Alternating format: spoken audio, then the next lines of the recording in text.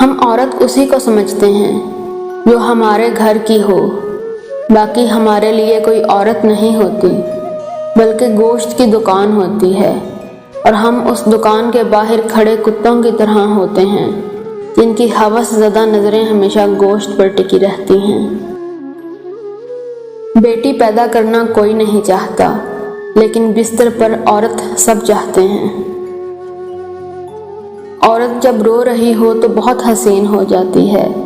اس کے آنسو شبنم کے قطروں کی مانند ہوتے ہیں جو مرد کے جذبات کے پھولوں پر ٹپکتے ہیں، جن سے ایسی راحت، ایسی فرحت ملتی ہے جو اور کسی وقت نصیب نہیں ہو سکتی۔ میری سمجھ میں نہیں آتا کہ عورتوں کی نفسیات کیا ہے۔ جب ان سے پیار کیا جائے تو گھبرا جاتی ہیں، اور جب ذرا بے اعتنائی برتی جائے تو برہم ہو جاتی ہیں۔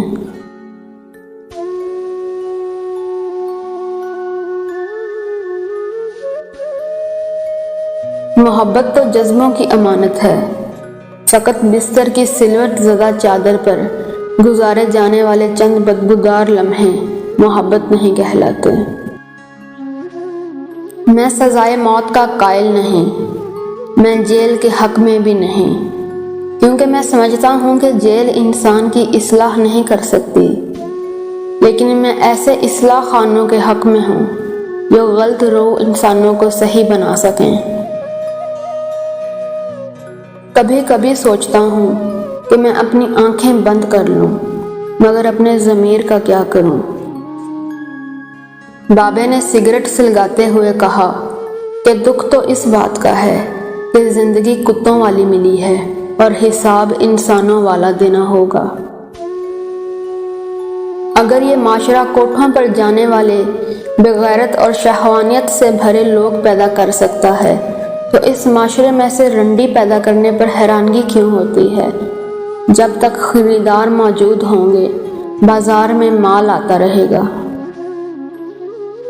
اس میں کوئی شک نہیں کہ انسان پر اس کے ماحول کا اور اس کے پیشے کا بہت اثر ہوتا ہے، مگر کوئی وقت ایسا بھی ہوتا ہے جب وہ ان تمام چیزوں سے الگ ہٹ کر صرف انسان ہوتا ہے۔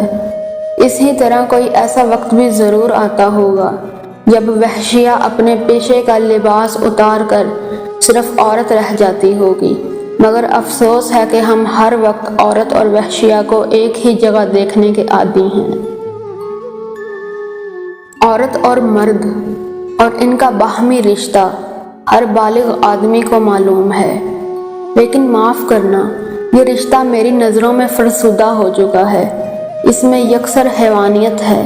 میں پوچھتا ہوں، اگر مرد کو اپنی محبت کا مرکز کسی عورت ہی کو بنانا ہے تو وہ انسانیت کے اس مقدس جذبے میں حیوانیت کو کیوں داخل کرے؟